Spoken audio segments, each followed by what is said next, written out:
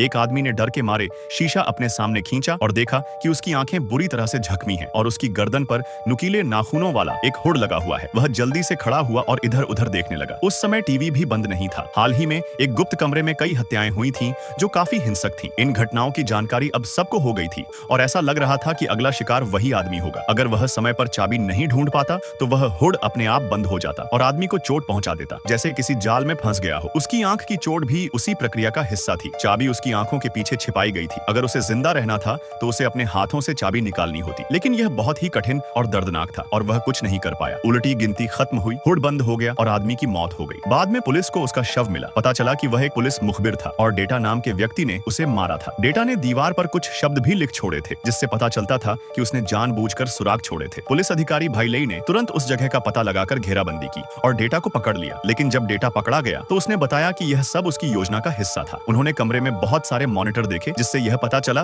कि किसी खेल की तरह लोगों की जान के साथ खेला जा रहा था। उनमें से एक मॉनिटर पर भाई लेई ने अपने बेटे डैनी को देखा। उसने फौरन अपने बेटे को कॉल किया लेकिन कोई जवाब नहीं मिला। टेक्निकल टीम को ट्रैकिंग के लिए बुलाया गया लेकिन भाई लेई बहुत घबरा गया और खुद पूछताछ करने को तैयार था। हालांकि साथियों ने उसे रोका। डेटा ने कहा कि जो लोग उस गुप्त कमरे में हैं वे जहरीली गैस की चपेट में हैं और 2 घंटे में मर सकते हैं। यह सुनकर भाई लेई ने कहा कि अगर उसके बेटे को कुछ हुआ तो वह डेटा को छोड़ेगा नहीं। डेटा कैंसर का मरीज था तो उसे डर नहीं था। उसने अकेले में बात करने की मांग की। इस पर पुलिस की टीम ने चर्चा की। कुछ ने समय खरीदने की बात कही तो कुछ ने पुराने तरीके से निपटने का सुझाव दिया। डैनी को देखकर सभी चिंतित थे क्योंकि उनकी हर कार्रवाई उसके जीवन को प्रभावित कर सकती थी। गुप्त कमरे में कुछ लोग बाहर निकलने का रास्ता ढूंढ रहे थे लेकिन लोहे का दरवाजा बंद था। इसी बीच एक आदमी होश में आया लेकिन स्थिति को देखकर डर गया और पागल जैसा बर्ताव करने लगा। उसने कमरे में खोजबीन की और दीवार के पीछे एक रिकॉर्डर मिला। तभी सबको एहसास हुआ कि कमरे में जहर वाली गैस पहले से ही छोड़ी जा चुकी है और उसका इलाज कमरे में कहीं छुपा हुआ है। एक तिजोरी भी थी जिसका पासवर्ड सबकी सोच से जुड़ा हुआ था। अगर वे सही से सोचते तो समझ सकते थे